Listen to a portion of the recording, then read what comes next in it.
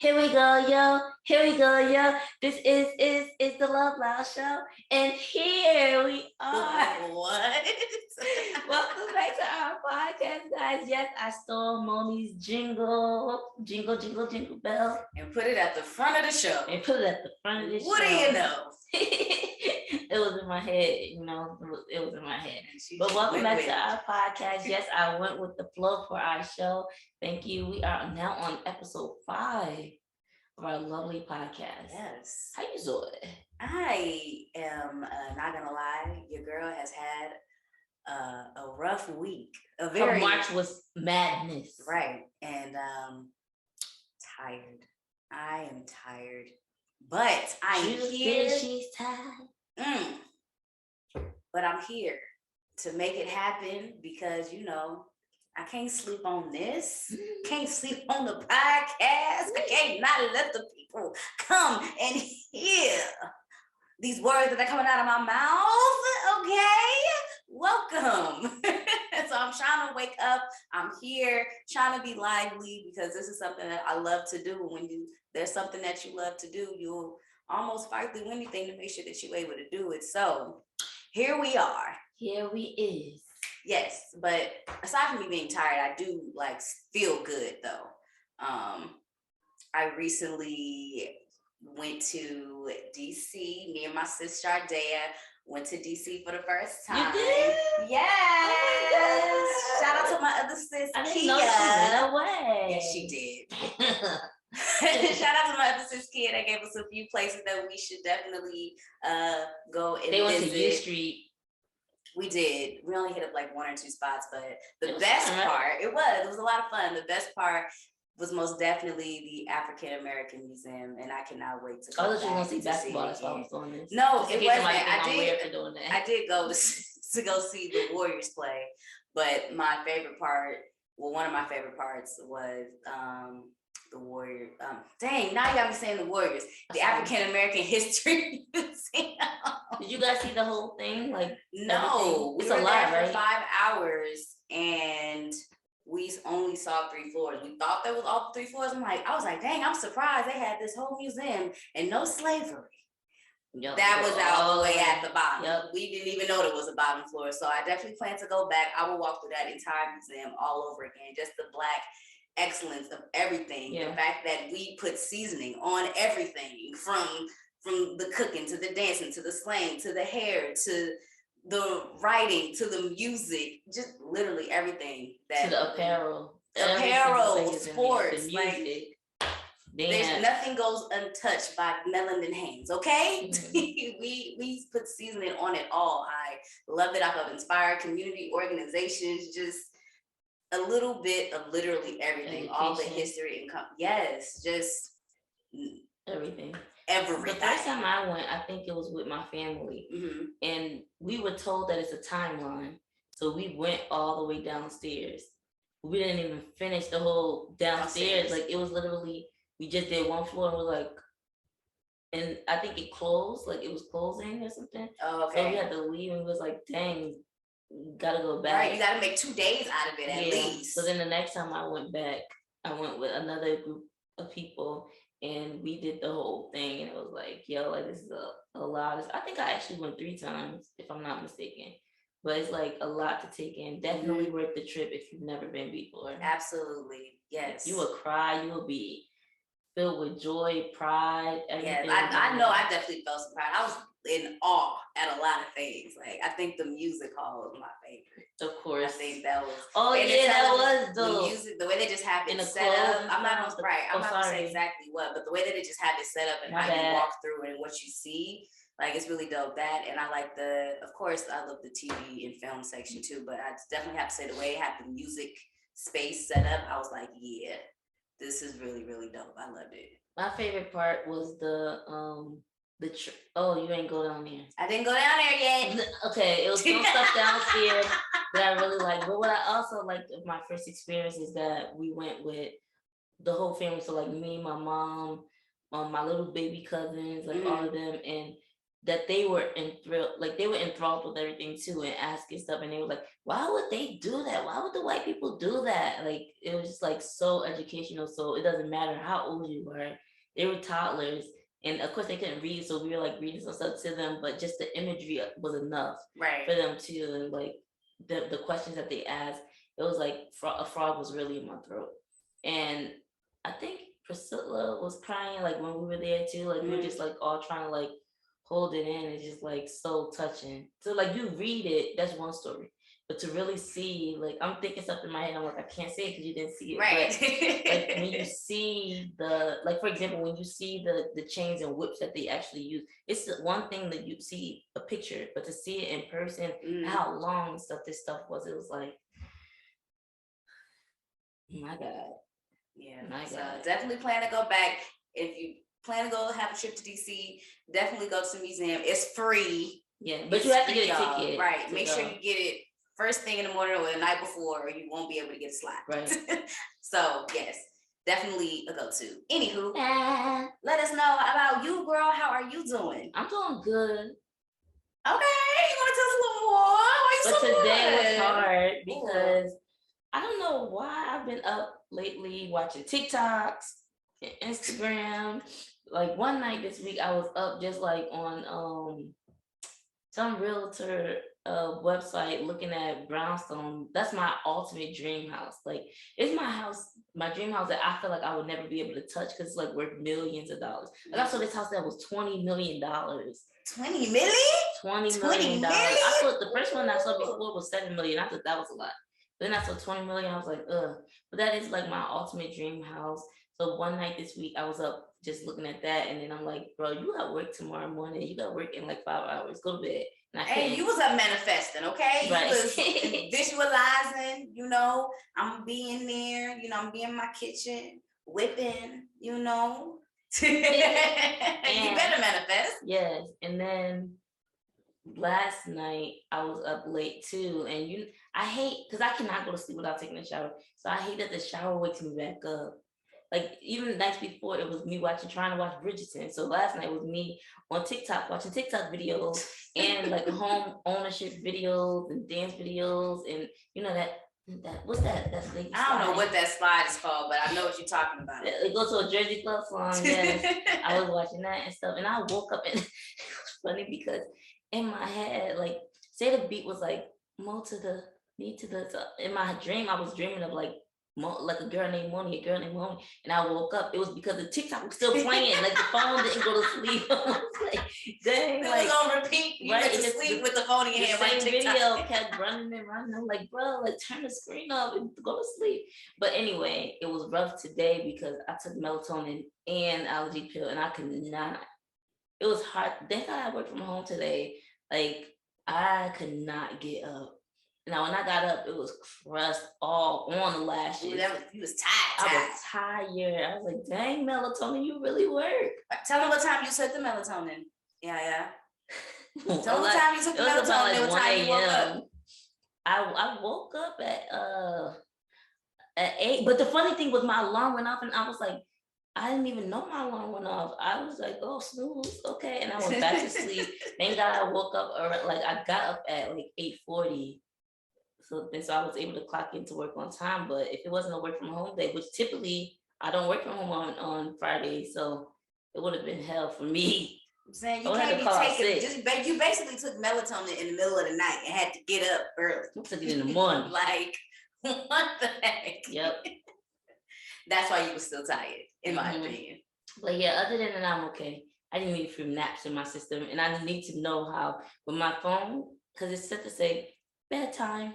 When it says bedtime, I need to put the phone away. Yeah. And I need to say, okay, only one episode of Bridgerton, and that's it. That's hard. You need to put a timer on your TV or something so that it goes off by itself. I know. The power literally needs to not let me have access to the TV. Right. Oh my gosh. But yeah, I'm doing good. I'm excited to have another episode. Yay. Of our Truth Carpet.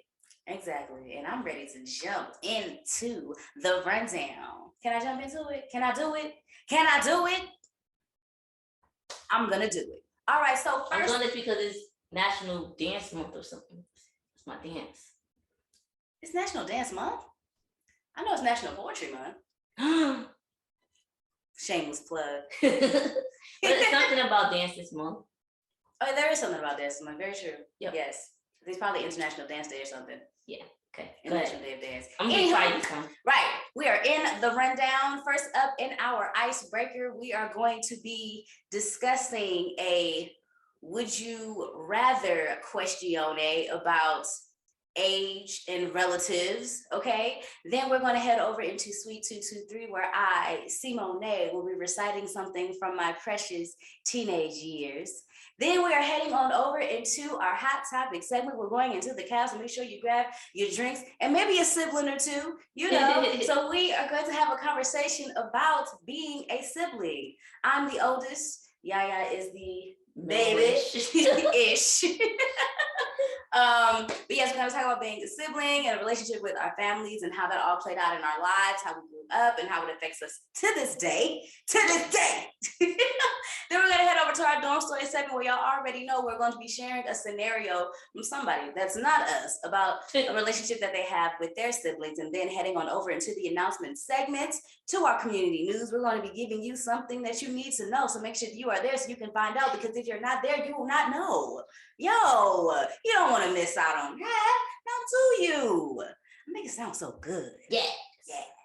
Good job, Rundown. Thank you. And with that, since we have run that thing down, we're going to be heading on over into our icebreaker. Lego.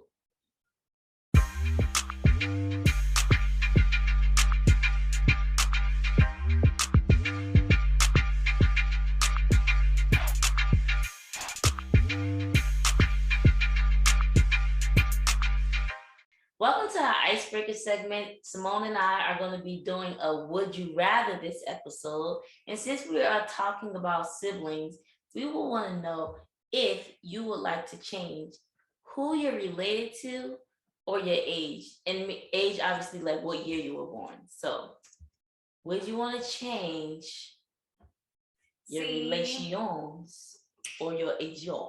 See it like this. I love my family, you know, my connection that I have with my family.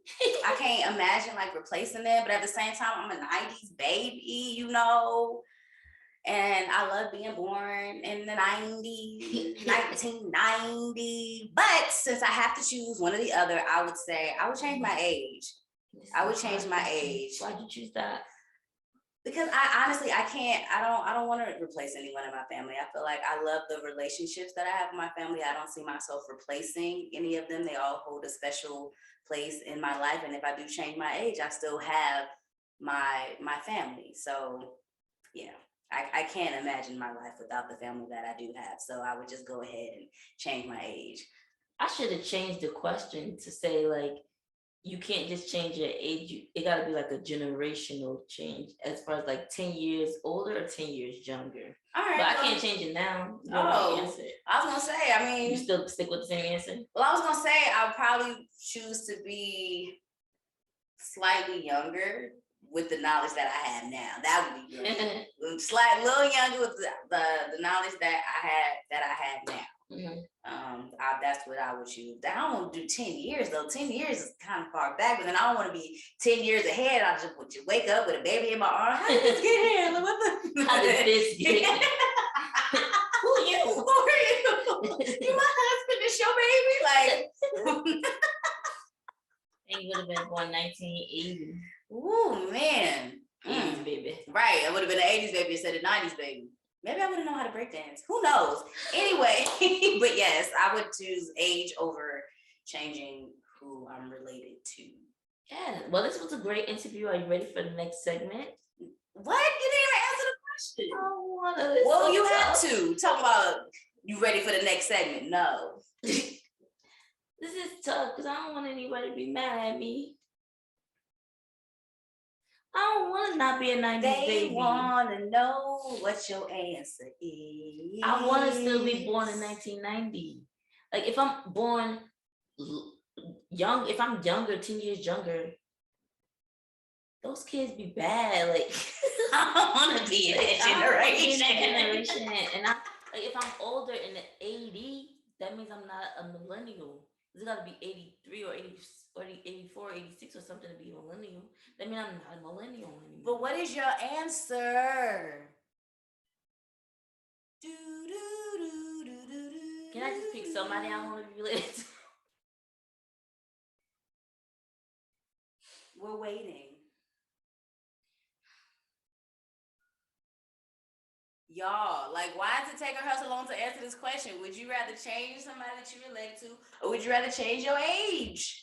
I'd rather change somebody I'm related to. Oh, can we find out who? I'll be related to Beyonce.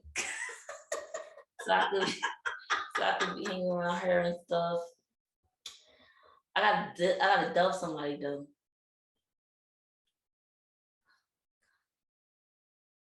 It'd be my cousin, because she caused a lot of stress to our family. But you know, everybody got the stress the drama that they bring. But it'd be my cousin that's like known for like running the streets and like having baby after baby after baby with no responsibilities. That sounds so mean to say, but it's my real answer. Like, hey, you gotta keep it real, because this is what? Truth carpet. like I don't know, like it's just like some people, like it's the battle of you know, like some people think the climate of what you're around and stuff can change the person, but that person shows an example, like you can't change. That's like innately who they are. It doesn't matter the atmosphere, doesn't matter what people try to pour into them or anything. She is who she is, right. And that's the life that she want to choose. I remember I was having a conversation with like about like giving back to the community and stuff with a high school friend, and she was like she feels so bad for the people who live at Penn Station, and she wish she could like one day collect like clothes or food and stuff to take to them, because basically like alluding that they're living a not privileged life, and you know, like it's sad that they're there. And I was like, that would be my answer if I didn't know people who live down there, and that they literally choose to live down there. Right. And then you have some family members who like have extra space and willing to take them up, but they choose to live that lifestyle. And family members who drove day in and day out through like nights and stuff to try to find them so that they could take them back into the house and try to like help them and stuff, but they choose the streets. Right, you can't help who don't want to help themselves. Yeah, so I'll swap that family member for Beyonce. Opposed to changing my age. Sorry, girl. That's my answer. That is our answers, y'all. Let us know in the comments what you would rather do. Would you rather change a member of your family, or would you rather change your age? Yeah. Let us know. And we about to go into Sweet 223. Let go.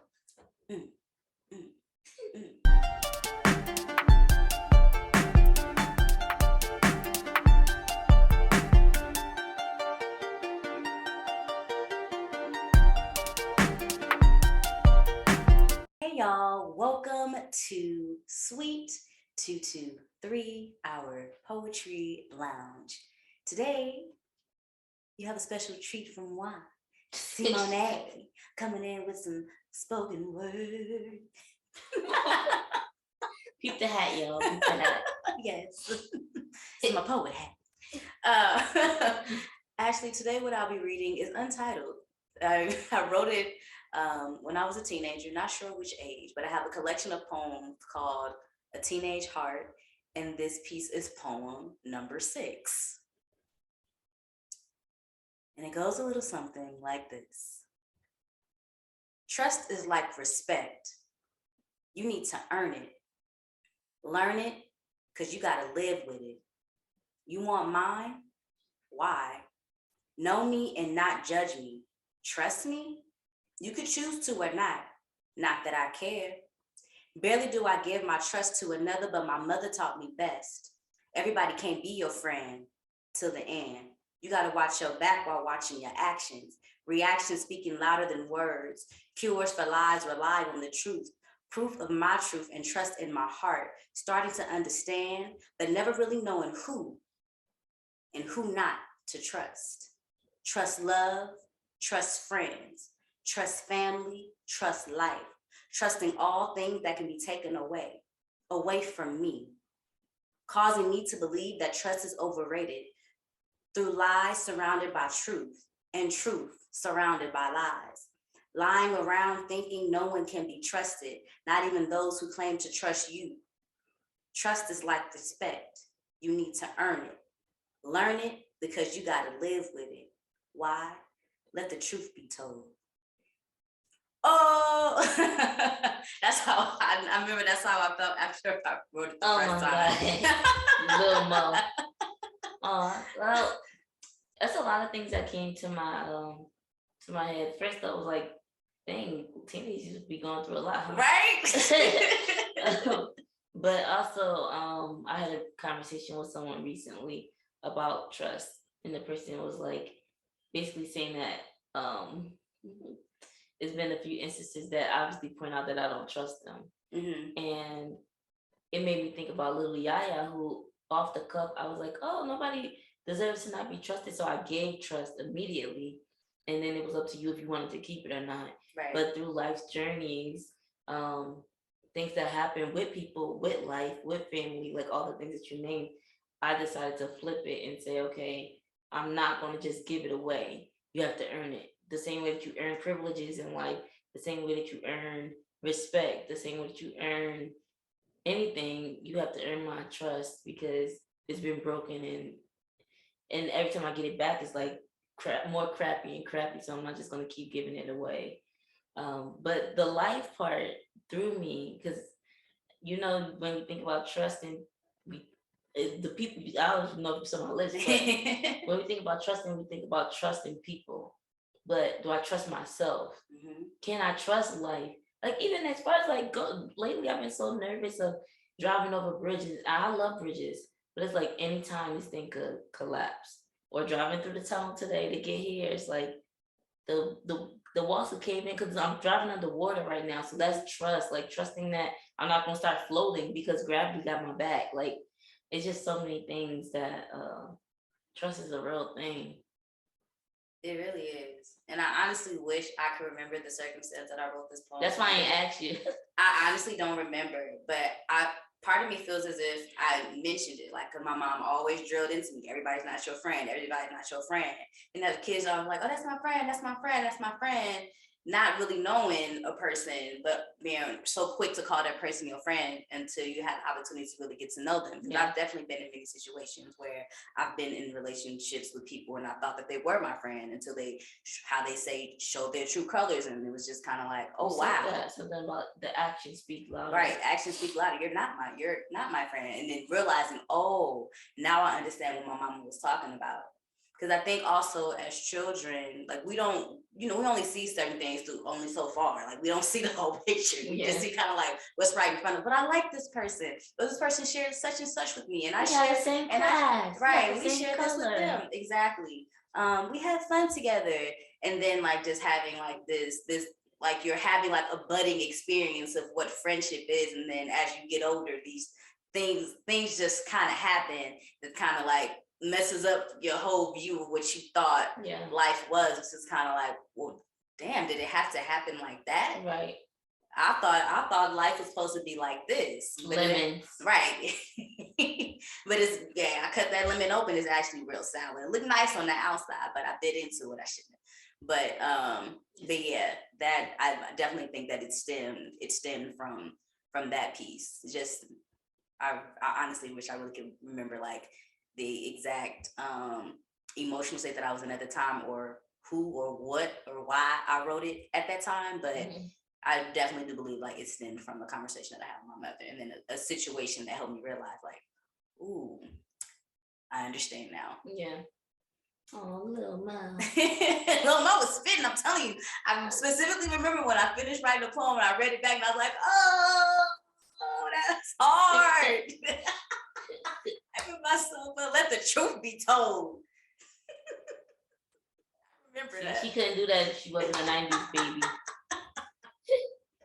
But yeah, that is poem number 6. Yes. None of these poems that I wrote as a teenager have titles. I just picked up a notebook and let the pen do its thing. Go ahead, pen. Well, thank you for coming on to, our podcast into Sweet 223. It was a pleasure having you. And thank you so much for having me. I loved being here. It was a joy. Yes. Yeah. That's it. And now we are headed over into hot topics. Ooh, I kind of like that. See, season 3 is good, She had a, I felt that. That was good, girl. You gave me a little, yeah. Flowed into that one. I like it. Yes, flow with you. Let's go.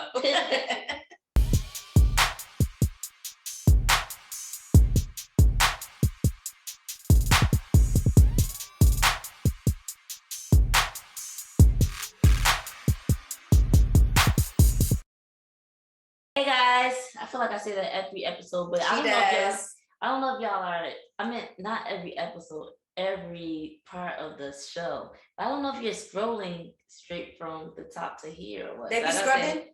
Yeah, scrub it up, dub. Little rubber duck. Anyway, welcome to the Café, which is our hot topic segment. Today we're talking about our family members. Our siblings, whether we like them or not. Period. So, not whether we like it or not, but just different questions that we're gonna ask of each other, or just have a fluid conversation about our siblings, how we grew up with them, our parents, what we think of our parents regarding our sibling situations, all that good stuff. So, let's just jump into it. How many siblings do you have, Mo? All right. We're going to get into the nitty gritty. Nitty gritty like a titty. I have 3 sisters, and I'm the oldest. No brothers. No brothers. I'm the oldest of 4. Yeah, I'm the oldest of 4. Dang, how does it feel to be the oldest? It has its ups and downs. I felt very, very, very responsible at times. I felt very blamed at times. Girl, that's relatable. But I love being an older sister, even though sometimes having to lead by example sometimes came off as being another parent, not intentionally. But pseudo parents. Right. I feel like with just the way that I was raised and how I was told to do certain things and who I was raised by, shout out to my parents, it's just some of their personality kind of exuded through me when I tried to speak and try to give advice to my siblings at times. And I feel like it sometimes came off as like, you're not my parent, you're my sister. I just want you to be my sister. Like, I am your sister. I'm just trying to be there for you the best way that I know how. But then also understanding like where they're coming from, because there were moments where I wish I had an older sibling. Like, what would it feel like for me to have an older brother or an older sister? Because I've never even had like an older. I'm the oldest cousin too. I don't even have like an older cousin that I would call. I'm the firstborn. Sheesh. I don't even have an older cousin. So your first grandchild. I'm the first grandchild on my mom and my dad's side. So yeah. What's the age difference between you and the second child and you and the youngest child? Ooh, so it's me, and then there's a 3-year gap, 4-year gap, and a 12-year gap. Woo! 3, 4, 12 years. 12-year gap. Oh baby. I feel like a 3-year gap is typical in families, and a 12-year gap, like you hear it more now, but it's like I don't think that's parents' plans to have like a big gap, like you starting over. Right. For real, starting over. Like, dang, I was about to be out the door, almost there. And here comes 6 another more one. years, dang, 18 again. 18 more years again. Woof. That's a big gap. Yeah, but I mean, yeah, I love all my siblings though. But yeah, that's the age range of the siblings. What about you, boo boo?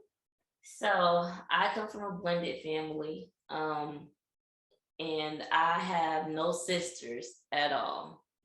I have 6 brothers, The opposite. Yeah, the opposite and more numbers. And that's why I said earlier that I'm somewhere in the middle. So my mom has kids and my dad has kids. So my dad has 3 boys, and then my mom has 3 boys, and I'm kind of like somewhere in there.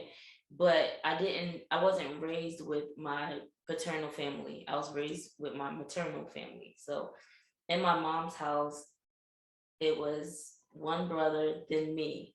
Between him and me, 6 years.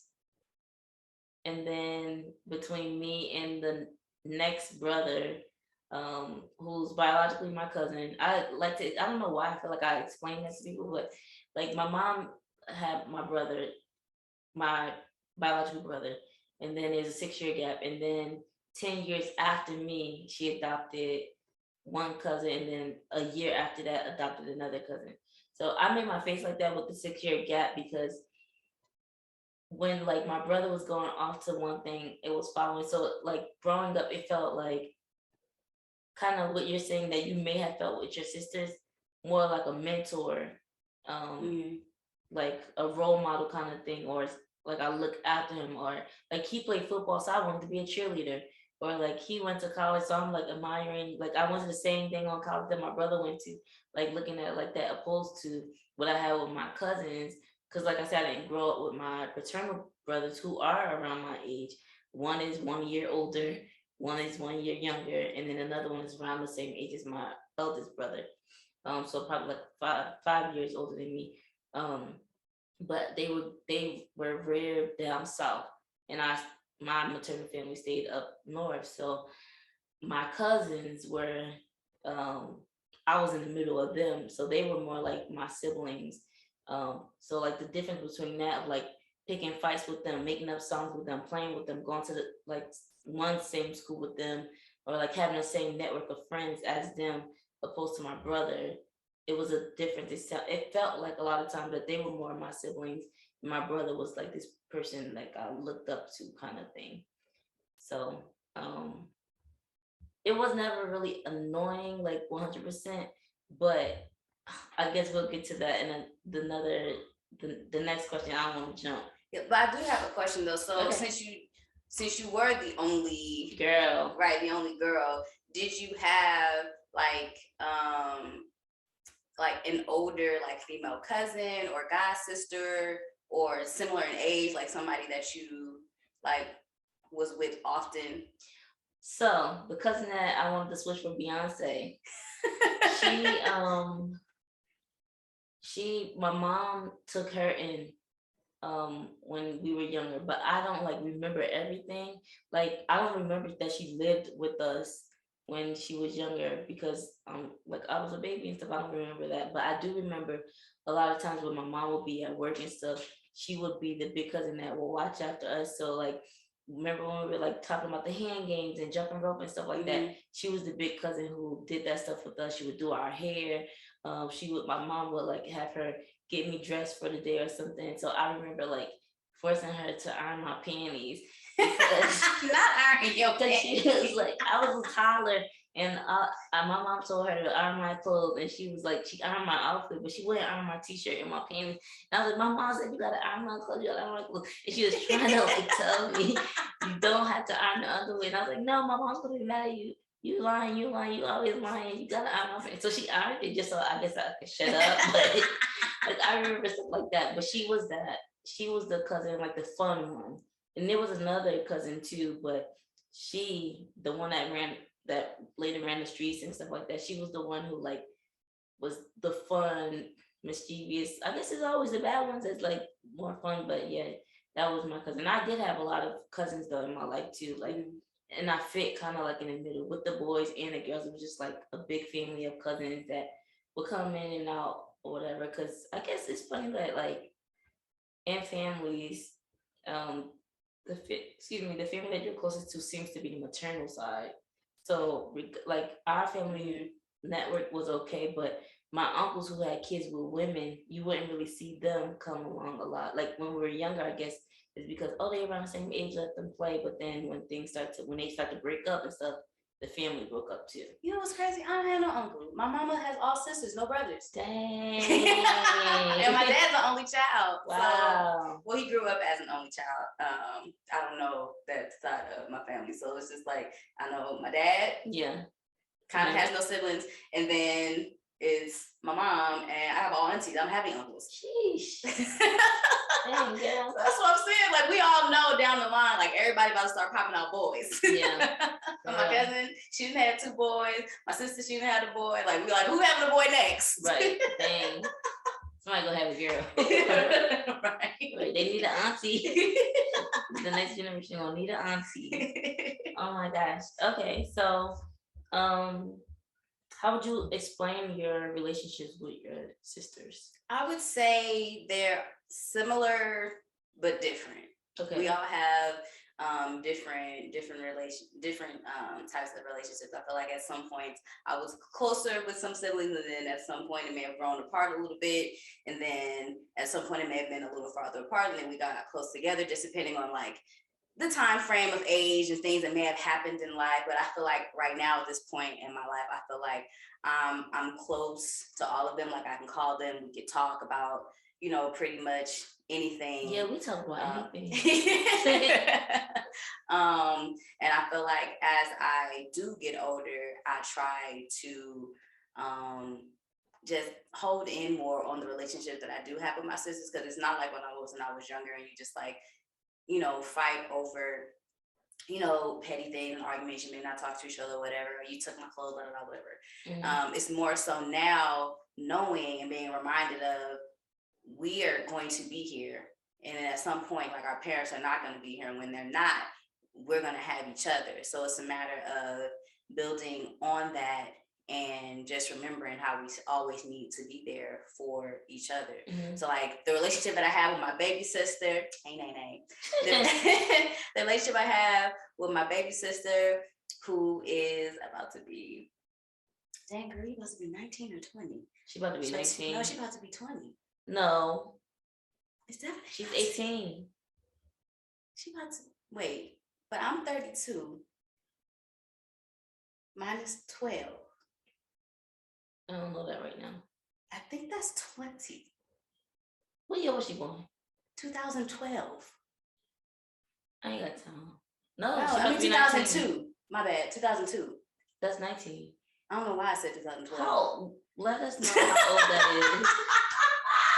Dang. It's okay. She didn't know I was turning 32 this year, so it's okay. The gap kind of messes us up. But anyway, the relationship I have with her is different from the relationship that I have with my other 2 sisters. And then some conversations just flow differently, but I love them all equally. I wouldn't put one over the other regardless of anything, because regardless of the fact that, you know, my siblings are in 2 separate households as well. So my dad had 3, my mom has 3, but I share.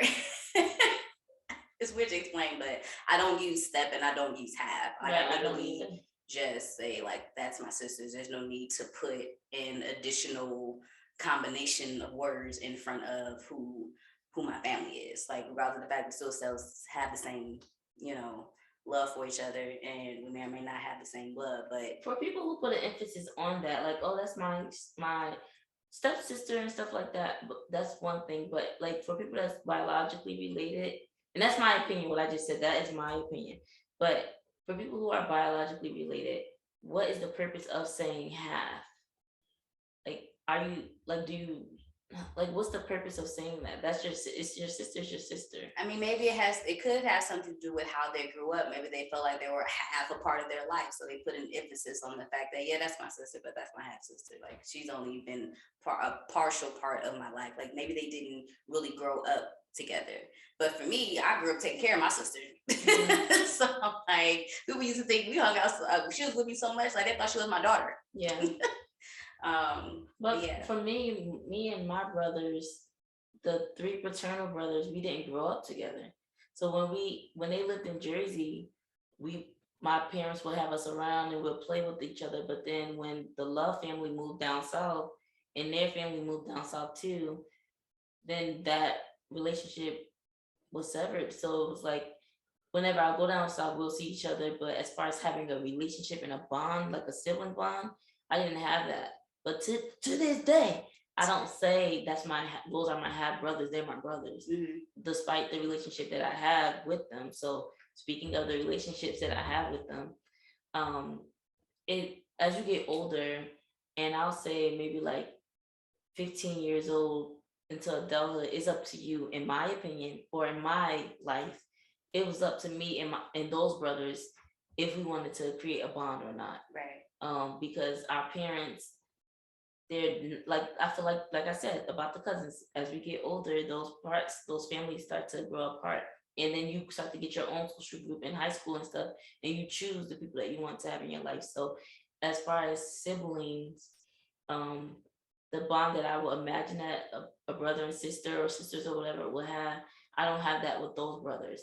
But it feels like more of like, I call them my brothers, but it feels like a friendship kind of situation, or like if I need something or if I need to talk to somebody, then I know that I trust that they will give the best advice or their best opinions, or if they need to stomp on somebody's neck, I think they would do that. But as far as like siblings, I still lean more towards my cousins, of calling them my siblings, because of how we were raised, like how close we are, how much of each other's business we know, like all of that. That's why I look at my cousins. As far as my brother, who's 6 years older than me, um, we never really had like the same cliques or anything. So it's kind of the same thing as my other brothers, but we had like a more close bond and we share more family and stuff like that. But that's my brother who like if you read my blog about dating, I get timid. I have to like think about what I want to say before I say stuff, because I want to come off right to him. Like I don't want to come off dumb, or like, because I'm little. Like to him, I'm little. I'm 6 years younger than him, and it's like he's born in the '80s. I'm born in the '90s, so it's a gap as far as that.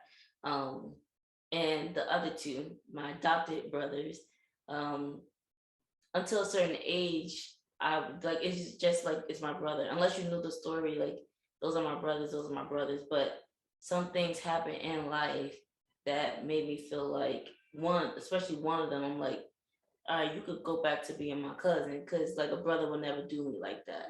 Like, and I'm not gonna get into those things because that's my family's business and that's not the topic of this podcast episode.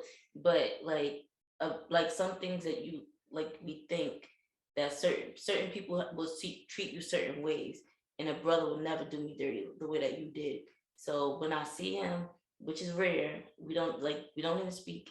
But one of them will speak. Like I don't see him much. We don't talk on the phone or anything. But when I see him, if like the recollections of when we were younger, like we literally, even though they're biologically not my brothers, um, we had the brother sisters relationship as far as slamming the doors in each other's faces, getting on our mom's nerves, yelling over chores, making up dances and singing songs.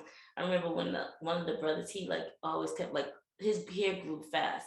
So a lot of times he'll have like the little high top fade or something. And I remember I straightened his hair, for him, or like when they asked if I could color, like that kind of stuff is what I would imagine as a brother sister relationship.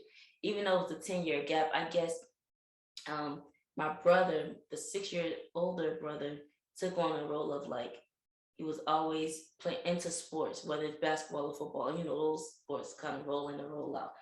He always had friends. He always like had a job and stuff. So like he was always on the go, opposed to the girl. I remember the time my mom told me couldn't stay out late. I had to come in when the street lights was on, but my brother could stay out and play football in the streets. So the girl, I'm the typical girl who stays closer to the nest. So even though they're 10 years younger, I still had more time with them. So kind of like with you and Nene, I changed the diapers. I helped my mom, was like not a pseudo parent, but like the big sister who stepped in when my mom couldn't, or like, just helping my mom around. So those are the relationships that I had with my siblings. Okay, relationships. A lot of dynamic there. Yeah, it's like it's hard to explain because there's a lot that's going on. You got the different parents, you got the adoptions, you got the big age group differences, being the only girl, like all that stuff going on. Do you feel like your siblings? Sorry, my bad. Do you and your siblings have special nicknames for each other? Yeah. So first of all, Akila, that's Kiki. Keep the Sneak, Keekster. Keep the Sneak. Yeah. Oh Keekster. Then you have Aaliyah, that's Lily, Leah, Debonair, that's Nene. Mm-hmm. I was about to say, like, I have more siblings. Then you got what do they call you? Mo, Momo, Moni, Moni Mo. Okay. Do you guys use the names interchangeably? Meaning, like, if they're mad at you, they call you one name. If they're serious, they call you another name. If they're around a certain group, they call you one name. I would say so. Yeah, I feel like majority of the time we call each other by our nicknames. Like I would never be like, "Hey, Akila, you want to like Kiki or Leah, Nay?" Like it's. But it doesn't matter what name you're using. You just always use one of the nicknames. Majority of the time we using the nickname, but you know somebody mad if you being called by your first name. That's not what I'm saying. Does a specific nickname entail how you feel? Specific nickname? No. Yeah. If somebody call you by your name, that's how you know somebody upset with you. Like, so any nickname goes, but if I say Simone, then you know something else. Yeah. Okay. Absolutely. I mean, you could be mad and still say somebody's nickname, but I know if you call me by my name, like when my mama used to call me by my first name, middle name. Mm-hmm. The combination. Something. I did show. What's up? So there's no difference between Monie and any other nicknames. Mm-hmm. Just whatever you feel like saying. But whichever one you want to use at the time. Hey Momo, hey Monie, hey Mo, hey Nay, hey Nene, hey Leah. Here we go with the song hey now. Lily, hey Kiki. I don't think my nicknames weren't given to me by my siblings, except one, but the other ones, they're like given by family members, and that's just what family do, but not specifically like this sibling gave me this name or anything. So the one that was given is Yadi. And I got the name Yadi and Lala and Yadi. Is because, wait, hold up. I'm messing up. So Lala is because my brother couldn't say yeah, so he called me Lala. And then Yadi is not my name. Yadi was Jamil's name, who was the youngest kid. Because DeAndre, which is the second youngest, he couldn't say Jamil or Millie, which is Jamil's nickname was Millie. He couldn't say it, so he used to call him Yadi. But they were both babies at the same time because one is only 1 year older. And then my name is Yaya. Then my aunt and my dad used to call me Mooka Bean. And when I was younger, I gave myself nicknames just how I do now, which is funny. Like I grew up, I'm the same Yaya that I was when I was younger. I made people call me Baby Bob. So Mooka Bean, Yaya, and Baby Bob. And then my eldest brother, he would call me, we call him Pumpkin. But you better not call him that now today. Do not call him that. But his name was supposed to be Pumpkin, like a pumpkin, but dialect changed to Pumpkin, like pumpkin, like that. But now, like if I'm around, sometimes it'll slip, like it'll come out, but it's just the government name now. Like don't call me that. Sometimes he'll give you the look. I never got the look, but I told him give my aunt and like certain people the look. But yeah, my other brothers, I don't know any of their nicknames. It's just their first names that I call them. Yeah, I do have one other one, but it's only my dad called me that though. Only. Want me to say it? I was about to say it. Go ahead. It's Buddha. You thought about it because I said Clint Brown. And the reason my dad said he gave me this nickname Buddha when I was a baby, he said I looked like a little Buddha because I had rubber bands up and down my arms and legs because I was a fat baby. And I've been Buddha to this day. Buddha. I'm like, nobody but my father is allowed to call me Buddha. Now my sisters will probably play with me and try to call me Buddha. I'm like, don't play with me. Only dad call me Buddha. You call me Monie or Mo. Not Buddha. My aunties usually call me Momo or Monie Mo. My auntie Keita call me Monie Mo. Do you feel like your parents treat you all differently? As adults, no, not really. I feel like I did feel that way as a child growing up But I think I felt that way probably because I was the oldest, and I felt like my siblings were able to get away with things that, like, you would never let me do that. Right. Like, why are you so more lax with her than you are with me? Like, if that was to be me, I would be in trouble right now. Like, are you just tired of regulating? Like, what happened? Was I the crash test dummy? Like, but yeah, I think in that regard, I did feel as if sometimes it came off as I always had to be the more responsible one. I always had to be the one that was looking out for everybody else. I'm like, but who's looking out for me? I did feel like that sometimes. Like I had, right, the Lord Jesus Christ, amen. But then I do think that also at times, I don't know. Yeah, definitely not as an adult. I think they'll handle situations with us differently though, because we all have personalities. Like that's for sure. Like we could all be going through the same thing, but we'll all react to it differently. So it has to be handled in different ways as far as like how they would deal with us. So that I know for sure is different. Like one of us may not want to talk at all. So you're like, well, that child's not going to talk, so I wait till that child comes to me. Or like, I know this child needs somebody to come to them. They need somebody to talk to, or just that nature, or just knowing when something is wrong. Yeah. And knowing when to ask. Like they just, I don't know, parents are good at that thing. They just know, they know their children. Right. Like my dad will know what's up. Like, I know my child. Don't you? I'm like, all right, my bad, Dad. I'm not saying my chores, and just how did you know that something was wrong? Be offended. I think for me growing up, I did feel like I was being treated, one, with my eldest brother, I felt like I was being treated differently. And like he was the favorite child. Like I never, I can't say never because I don't remember my toddler ages, but as far as like getting into trouble or having to do chores or anything like that, I don't remember witnessing my brother ever having to do no chores, but I always had chores. Or like I said, the street light situation. Like, why can't I go outside and play and stuff? Or even like to this day, sometimes to this day, like she'll go back and forth with me in arguments. I wouldn't say arguments, but like debating or whatever. Or she'll give me like a mean look. But when it comes to my brother, it's like, in my opinion, whatever he says is gold. Like I don't know why, but I also see that with other people in my family too, like with my aunts and stuff. Like whatever my brother says, like what, like it's just like whatever he says is always right kind of situation. And that's what I take from it.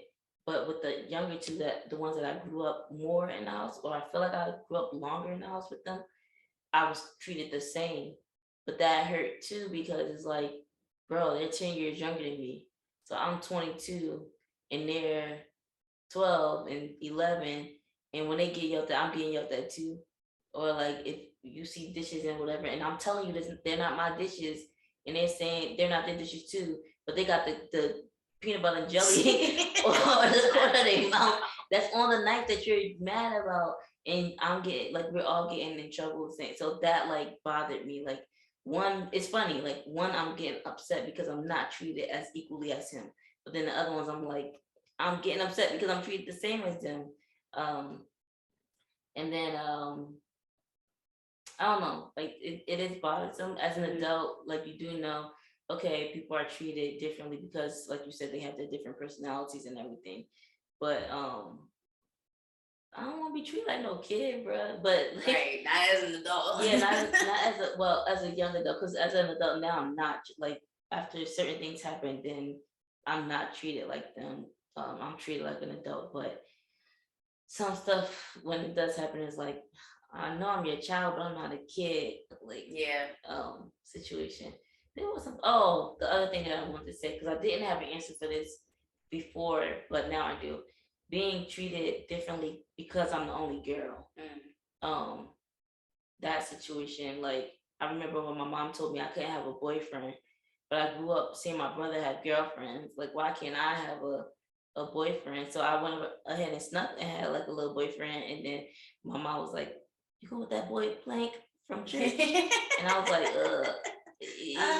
yes. And that was it. But it was like, seeing the gender roles mattered, of like the flexibility of what a guy can have versus what a girl can have in the 90s and in the early 2000s.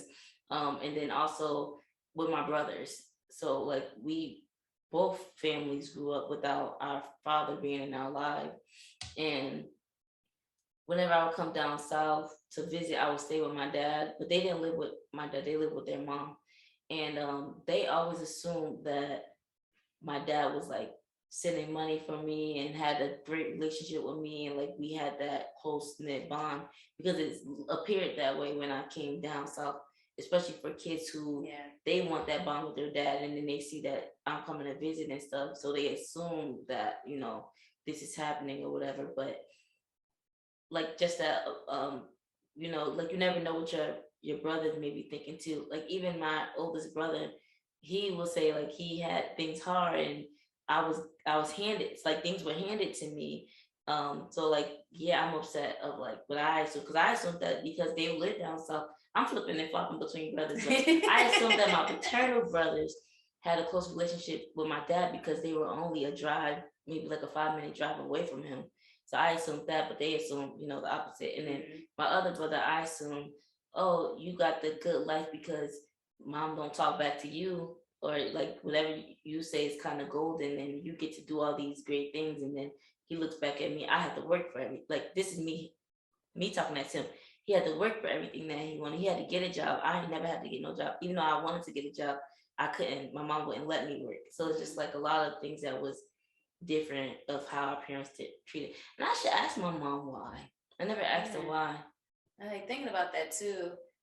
While listening to you speak, I think my siblings would have a different perspective on how my parents treated me. Because even though I made it to me, it may have seemed one way. Them seeing the opposite side and looking at what parents allowed me to do, or how they may have felt about me doing certain things or leaving and just being the oldest and always like moving and doing something.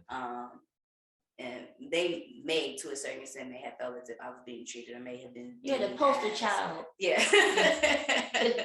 Or maybe felt like they may have been compared. Maybe not. I don't know. We have to maybe have that conversation. But I do feel like their perspective will be completely different from mine, as far as like how they felt when we were growing up. Do you feel like that the way that you feel and the way that they may feel impacted the bond that you have with them, and or the bond that you have with your parents? I don't think necessarily the bond I have with my parents, but I do think it affected the relationship that I have with them, because I know at some point, like in some instances, there were like partial strains in the relationships with each of my siblings. Like maybe we weren't talking as much as we should have been, or maybe we allowed an argument to really like really break our bond. Or me trying to be too over, like I was probably being too overbearing in regards to trying to give my advice on something, and being deemed more as like a parent than actually an older sibling, and having to really understand like what that means from their perspective. So yeah, they definitely would have I know they would have a different perspective, because there have been times where they would rather have me ask a question to a parent, because they felt like they would listen to me more than they would listen to, no, you ask. They always listen to you. You ask. You have the talk. And I'm like, all right. Something just came to mind, like when we have, as mature adults and things that I know about life, as adults, like we talk about love languages and what you expect from this relationship, how do you want your relationship to look? But I never, and I don't know if many people ever ask their siblings, how do you want this bond between us to look? Because what is the difference? Like, how do you decipher what it means to be a big sister? And like, how do you know that I'm treating you like your parent? I'm not buying your stuff. I mean, you might give them gifts and stuff, but I'm not your like your caretaker. So what am I doing that you feel like I'm treating you like I'm your parent? Or how do you want this sister? What does a sister mean to you? Right. And that child may not be able to answer that, and you as the big sister may not be able to answer that either. But that could cause a lot of friction between people. It's like, I don't think I'm your mother. And you think I'm your mother. Right. And you're not talking because anymore. Because of X, Y, Z, you're like, but I'm not, but you are. But to explain it, I just did. I didn't hear nothing. Right. Nobody's hearing each other. I think as far as my bond with my siblings, I don't think it deterred. Well, I don't think because of what we thought that our parents treated us broke anything apart, because like with my paternal brothers, we were able to have those conversations with one another and see that we both were having our own perspective or our own assumptions of what was going on, and deciding, okay, we can have a relationship because now we're adults, we can choose if we want to build that. And then the same with my brother, my oldest brother, my maternal brother. I don't think that impacted our relationship. But that's another thing, like I don't know, right, because that's the life that I lived. Because my family has the tendency of sweeping things under the carpet. I don't even want to say rug because you can move a rug, but when I think of a carpet, it's stapled to the floor. So it's just like a lump kind of thing. So whenever things did happen between anybody, it was like it happened maybe a day or two ago, and then 3 days later, it's like it never happened again. So it just went back to the cycle that it was before. And that could be unhealthy because now you got stinky stuff under the carpet and it's not clean. But regarding my relationship with my mom, it's the same thing. It would like, I'll get upset with her and then she's like, oh yeah, her mood, we just won't talk until I'm ready to talk again. But that's not healthy either, because then it's like later on when something else in that same kind of matter happens again, I'm not just mad about what's happening today, but I'm reminded of what's happened the other times and the other times and the other times before, which it didn't pull me away from my mom or anything, but there's still something that's unsettled that's happening between our relationship. But then, at the same time too, as things got better, like I use the example of that I couldn't have a boyfriend. So when I was younger, I never talked to my mom about boys. I never wanted to have a conversation about that because I felt like she put that stop sign in front of me, like, no, don't talk to me about boys. You can't have a boyfriend, blah, blah, blah. But then, so I did never talk to her about boys, but recently, within the last 3 years, I started to talk to her about guys and relationships and stuff. So that's changed. Age has helped me to change. Even the other thing too, as a young person, I felt like I couldn't say anything back to my mom because it's then, a Black person, who you think you're talking to, right? Or stay in a child's place kind of thing. So I didn't say anything. But now that I'm older, I'm not disrespectful with it, but I'll tell her I don't like the way she's saying something to me. Or sometimes, like now we'll joke and say, I'll be like, stop being fresh to her, and we'll laugh about it. But she flip it on me too. But nothing's changed because of like the way that she treated somebody. The only thing is, I'll say, like before I was just like quiet. I would hold things to myself. But as I'm getting older, I'll say, I don't like, why you don't sorry, you don't argue with him like that, or you don't talk back to him. Why you always doing it to me? I'll say that. But I wouldn't have said it when I was younger. That was a mouthful. I feel like I was talking in circles. Okay. Yeah, we did kind of answer that. Which one? Number 4. Yes. The favorites. Kind of was answered in there. Yeah. Do you help your parents care for the other children? I did, absolutely. Especially as I'm the oldest, y'all. Yeah. I whether it was walking somebody somewhere, or if I went somewhere and making sure that I had took somebody with me, or making sure my sister got to a certain place, or being real young and babysitting. So I got a sister, we 12 years apart, so babysitting, making sure, she ate, changed her clothes, gave her a bath, put her to bed, all that stuff. Like I said before, like me and my baby sister, like we were together so often, like oftentimes, like she used to call me Monie. But when she was little, people thought she was saying mommy. When we'd be riding on the bus together. So we used to play a game. I'm like, all right, we're gonna play mommy daughter, okay? So you're gonna. I used to get a kick out of people thinking I was a 16-year-old mom. 16 and pregnant. But she wasn't. I was not, but I thought it was so funny that people would turn their nose up and she'd be like, Monie. But it was mommy. That's so funny. Oh my God. My answer is yes, but it's because I wanted to. Mm-hmm. So, growing up in the household with myself and my brother that's 6 years older than me, I was the youngest one in the house, and I always wanted, just like any other kid, I want a younger brother, I want a younger sister, and my mom wasn't giving it to me. But then 10 years later, here comes one of them, and I was so excited. I was like, yes, I got my own, because I had little cousins, and then my cousin had a little sister, but I didn't have no little sister, no little brother to play with. Like, when they go home, they got each other. When I go home, my brother's now off to college, or like off doing like big boy stuff with his friends and stuff, and I'm just in the house watching Nickelodeon by myself. Like, I want somebody to play with too. And when he came along, I was just so excited, like taking pictures of him all the time and changing his diaper. Like, I was excited to do that, like feed him, like, can I help mom? Like, I just was just so excited. But then,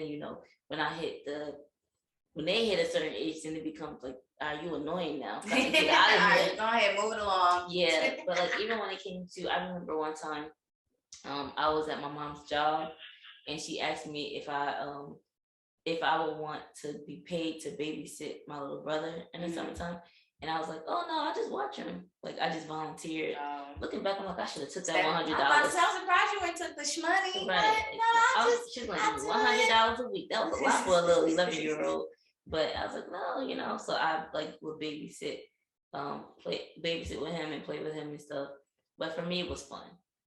I don't think I ever had to play a pseudo parent kind of role. And when we got to like older, it became natural for me. Like, when I found out they were like hanging out with the wrong crowd, or giving our snacks away from the house to the kids in the neighborhood, or see them hanging out on the corner and like smell smoke and stuff, like, then it kicked in. But it wasn't like I felt like I was being a parent. It felt like I was being a sibling, because even at whatever age I was, 18, 22, whatever, I wouldn't like get on them about it. I would either go to my maternal big brother, or go, like, if it was about the smoking and stuff, I would tell my big brother, like, hey, this, I think, because I don't want to go to mom and tell her that. But if it was something like they gave the snacks away, or one time I had came in the house, and all these kids was in the house, like, eating up our stuff in the kitchen, and they ran out because they knew they were wrong. Then I told my mom that. So, but it was never like me getting the belt out and beating them, because I thought I was the parent of them. Yeah, I think when it comes to like the dynamic of like when you're younger, and you have the dynamic of like parent, child, older sibling, and then as an adult, it's like completely flipped. Yeah, it changed, because like between the not necessarily saying comparison, but the way, like, when my baby sister and my dad talk on the phone is a much shorter conversation than or a completely different conversation than when me and my dad talk on the phone. Like, I would never forget, I was talking on the phone, I was just like chilling on the phone talking, and my sister came in the room. She's like, who are you talking to? I was like, I'm talking to dad. She was like, for that, mom? Like, y'all still on the phone? Like, yes, I'm talking to dad. But like, she was amazed that I was literally like a long, full-blown like conversation. Like, she was amazed that I was still on the phone. But I wonder what that is too, because like, you're talking about your younger sister, so she was in the house longer and more around that time. And you were the kid out of the house, so that changes it. But for me, like, recently, me and my mom had that conversation, because I'm Nene in that situation. Like, when I see my mom on the phone with my brother, or like they have candid conversation, I'm like, you'll never call me. And then she's like, because I see you all the time. I was like, but even when I was away for college, do you know that I was jealous of Simone? Her mom and dad call her every day, and you did not call me every day. And she's like, I did call you. No, you did not. You did not call me every day, Mom. I had to call you sometimes. You did not call me every day. But like, I don't know what, like, parents, and they're entitled to it, to have different relationships, because kids, you see it all the time. Like, it's a known fact, not a fact for everybody, but daddy's little girls, mom's little boys, or whatever. So you'll see that. So that's just a natural thing of everybody has a different relationship with everybody in the family. It's never going to be equal, but yeah. Plus, as a teenager, most of the time, you're not trying to chill on the phone with your parent anyway. So that's why I always try to tell her, I'm like, look, at this point right now, I don't even see you having in-depth conversations with dad. But as you get older, like, there's just different things that you're going to want information about or want to talk about it. Like, he'll put you up on game on something. Yeah. You're going to be there to listen. Even if he didn't tell you the story about 15 times, you're going to listen to it. You're going to listen to it again. Right. Oh my gosh. Yeah, but that's really intriguing, and it's funny to hear like another older sibling in the bunch that's spending a lot of time speaking with the parent. I just wonder like how my life is gonna change once certain things in my life change. Like, my mom won't be calling me more. Like, if I left the state today to move to Texas, my mom won't call me every day.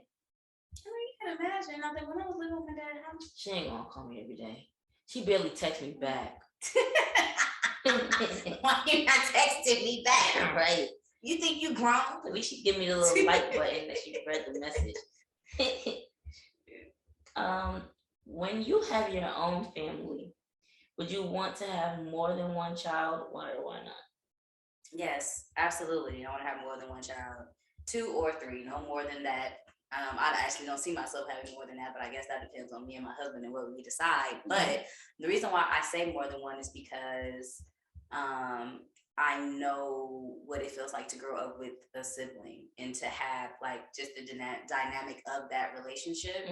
Like, I feel like it's just important to have that. And also hearing stories from people who were only children and wishing that they did have that dynamic of having another sibling. And they may have had like, like a cousin or a godbrother or sister or something like that. But I have heard stories where they did feel like they missed that aspect of being able to have like the sibling that, that they lived with and was able to do things with. Yeah. So I definitely would want to have 2 at least. Yeah. Please no more than 3. I would love to have 2 children. When I was growing up too, I did know some people who only had, they were the only child, same thing that you said, and they had the cousins and everything, which is fine, but I would want my kid to have somebody to play with. Like, even though I wasn't the only child, I was the only child in that age range. So like I said, I was watching Nickelodeon alone. And when I was on punishment, I didn't have anybody to sneak with, to play with, like my cousins did.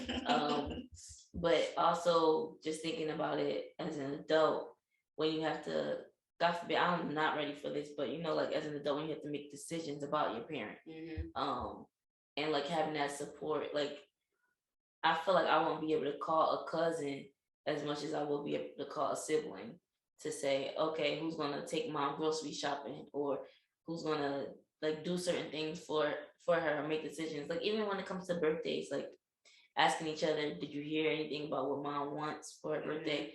Oh, it's an expensive gift. You want to go half? Like, opposed to like, you're the only child, you gotta buy that whole Birkin bag by yourself for mommy. So yeah, just like things like that. Just something like a given friend for the child to have. Yeah. It's that solid support. Because I can't say, regardless of the fact that me and my sisters are mad at each other, we most definitely gonna be there when we need them. Who did it? Yeah. What's going on? What's up? Who we gotta put hands on? Who we fighting today? Right. We lined up. What's up? I would call my sisters right now. Even though she mad at me because I was wearing her blouse, she gonna be down here right now. What's up? You want all these hands? Let's go. Don't matter. Yeah. That would be nice. Well, that's a lot of questions. Do you have any other questions? I don't. I really enjoyed this segment. I don't want to hear this back. I'm like, dang, I shared a lot. You did. Honestly, I was wild.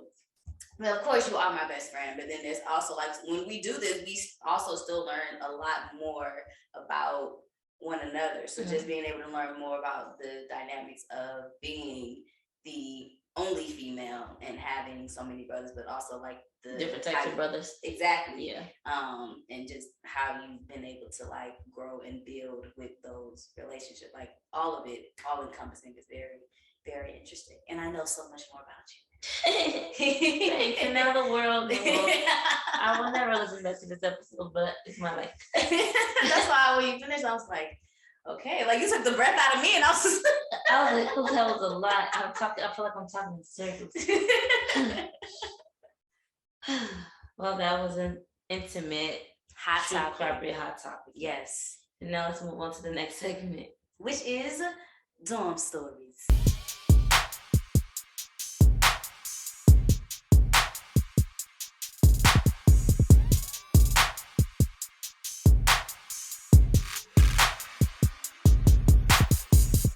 Here we go, yo. Here we go, yo. So what's the scenario? In today's dorm story segment, we are going to be sharing a sibling story and see if we can relate to it. This is going to be coming from Quora.com. Quora the Explorer. And the question is it always something parents do or don't do that causes sibling rivalry?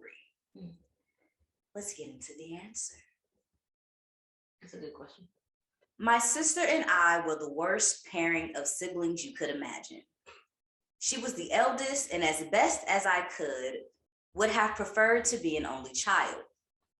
Everything was a competition to her, and she would be damned if I won it. I, on the other hand, just wanted to do things and move through life as I chose without the competition or the anger or the judgment she constantly dished out at me. It was a weird reverse dynamic because I would choose something original that I wanted to do, and as soon as I started getting praise for it, she has to do the same thing and better.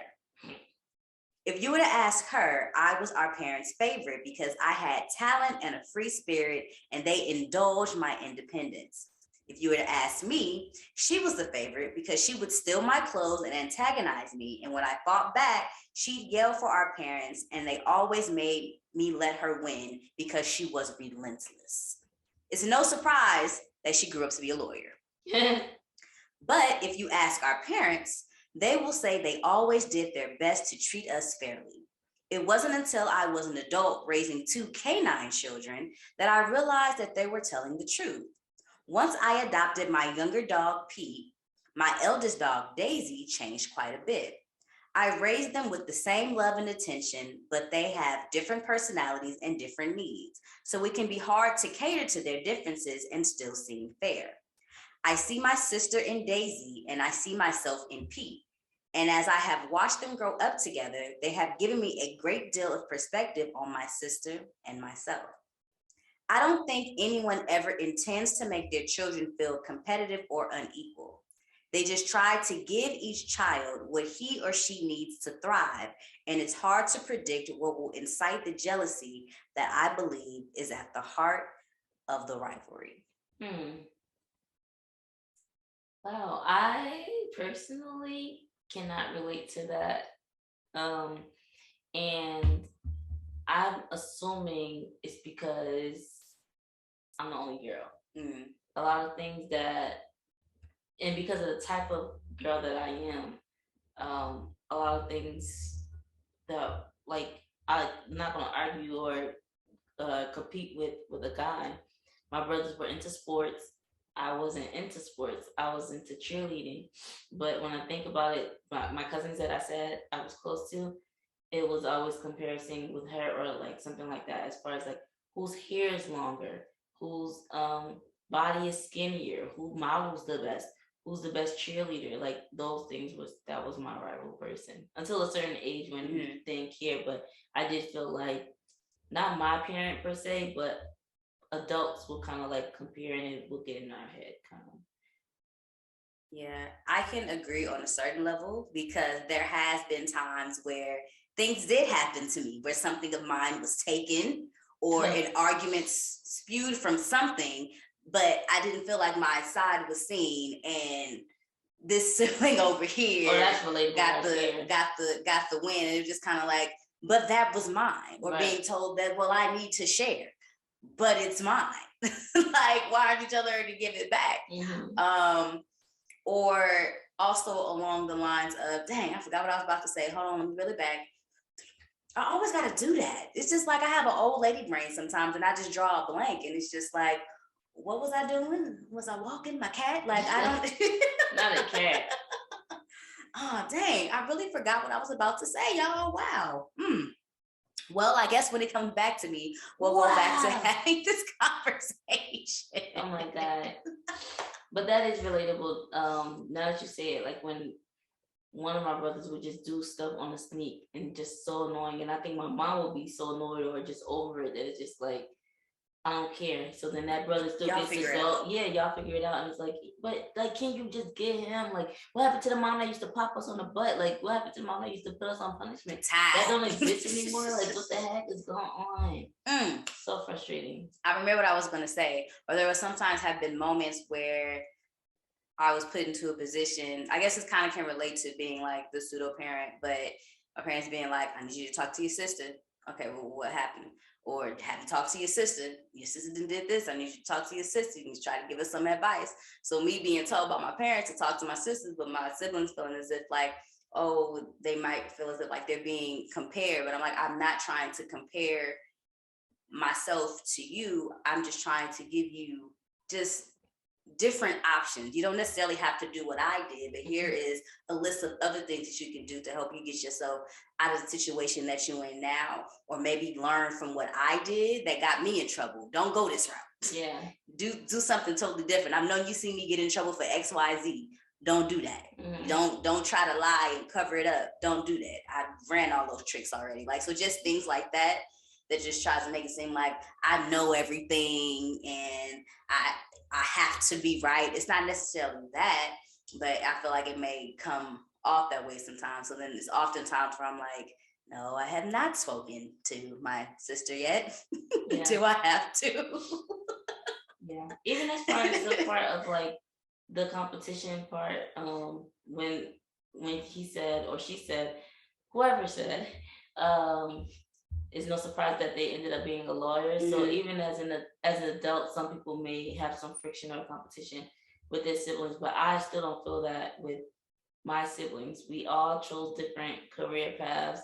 We all make different salaries, and for sure I know that one of my brothers makes more money than me, but my mom doesn't make me feel less than or like, oh, look at your brother, what he doing, and then look at what you do. Like, it's like she's proud of whatever path that we chose. And even two of my brothers are married. Another one is in a good relationship. Everybody has somebody, and I'm still single, but they don't point that out and say, oh, look at them, they got their booze, but look at you still single. Like, it's not like that with my family, and that's a blessing because some people do have those pressures. Yeah, it's not like that in my family either. Like, they love us very genuinely and equally, and like for our individual personalities. Uniquely. Like yes, exactly. They love us. They love us all the same. But they're just different aspect of us that shines more than others. I think that's sometimes too what can be like perceived as like a favoritism of some sort. But it's just like when a parent praises a child for one thing and one child may seem as if they weren't praised for a certain other thing, like it's not as good. I think that sometimes can build a wedge as well. Siblings. Yeah, when a sibling doesn't feel seen. Yeah. I don't necessarily think that happens with me and my siblings. I do feel like we all get our praise when we should have our praise. But I'm probably sure there have been moments where like somebody got more praise than somebody else at a certain point in time for whatever it was. But we're all doing great things and growing in the things that we do, and growing and learning in our own ways. And I'm sure our parents are proud of us in all the different things that we do. I know that for sure. Good. Well, that was a good little exercise. Yeah, that was a nice little segment, little story, little article, little answer to a question. What's the next segment? know what it is, girl. It's time for the community news. I was about to sing the song, but I'll let you do it. Thank you. It's time for announcements. It's time for announcements. It's time for announcements. It's time for announcements. Thank you for making it all the way to the end of Truth Carpet Season 3, Episode 5, talking all about siblings. Okay? All about it. Yes. All about it. I actually really enjoyed the conversation that we had. I wonder what our siblings will think about this episode. I hope they don't listen. I hope they do listen, and I hope they learn how much I really do love them equally. Oh my God. So for our announcements, we are in the month of April, which is a new month. So, if you've been following us for each month, we have a question of the month. This month, you saw me in this episode doing like that and certain little dance moves and stuff. Gyrate. I ain't gyrate. But that's because our question of the month for April is, what was your favorite go-to dance move, either in high school or in college? I feel like everybody wants to say the Dougie. See, that would be college though, because if I go back to high school, that was the hyphy movement era. I would have like going dumb. You feel me? The shape from the pay, okay? Yeah. Yes. I feel like for us over here, when I think of high school dance, I can only think about the Wu-Tang. So I think about the Wu-Tang. But yes, in college, it was the Dougie. Yeah, but if it wasn't those, you can let us know down below in the comment section. You can also let us know on Instagram, where we have the question of the month post. And of course, you'll be entered for a chance to win our giveaway for the April question of the month. Yes. Answer on YouTube, answer on Instagram, answer on the website as a member, and be entered twice. More chance to win. Okay. All right, and up next in our announcements, we want to let you know that you can also go to the website, aside from signing up to be a member, because you got to go to the website to do that. Yeah. You can go to the website, go to our shop, and check out our merch. If you have forgotten or if you did not know, we have a self-love journal. We have 2 poetry books. We got t-shirts. We got sweatshirts. I mean, it is getting into the spring, so we need to release some long sleeve sweatshirts on the days where it's a little chilly. But we have a little something for everybody. Yeah, long sleeve sweatshirts. Long sleeve shirts. Y'all knew what I meant. But we got sweatshirts too. We got long sleeve sweatshirts too, okay? Yeah. What you need is there, and if it's something that's not there that you think that we should have, let us know, and we will go ahead and make it happen. But summer's around the corner, and then crop top about to be back, baby. Yeah. If you enjoy our podcast, if you enjoy our question of the month posts, all the stuff that we have on this YouTube channel, make sure that you let a friend know. If you know that they love podcasts or may enjoy our content, you can like, comment, subscribe, and share. When you have more likes on YouTube, it gets get more people to come to your page. So do that for us. Please. Even if you just listen on Spotify and you go to YouTube and hit the like button, it still counts. Yeah. But yes, you can. If y'all also forgot that you can also watch this as a video on Spotify. Spotify now shows video podcasting, right? Yeah. I really think that is super dope. I love that they have that feature now. So yes, go ahead, watch it on Spotify, but then make sure that you go back to YouTube and hit the like button. Yes. Please and thank you. Yes. And it is officially April, which means it is officially National Poetry Month, which means it's time for the book bundle sale. Y'all head on over to the website and purchase yourself a book bundle of our poetry. Matter of fact, we should just go ahead and put up both bundles, because you might have the self-love journal and you might not have the poetry books, but you may have the poetry books and you might have the self-love journal. Whatever it is, we putting up all the bundles. We're gonna put up the 3-book bundle, the 2-book bundle, and then you're still gonna be able to buy the books individually. Bundles, the National Poetry Month. Okay.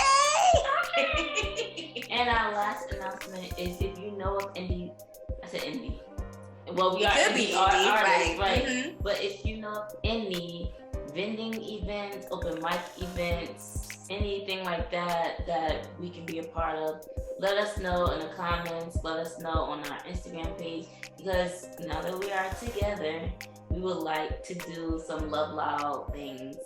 Yes, in person, and get to network and meet people and recite and just be out there. So yes, help us, please. Absolutely. Send it our way, quick, fast, and in a hurry. Okay? Send us the information, and we will thank you profusely. Yes, really. But thank you for tuning in to this episode of Love Loud's podcast, Truth Carpet. And we will speak back. I said we will speak back. We bet that in your ears and in your view.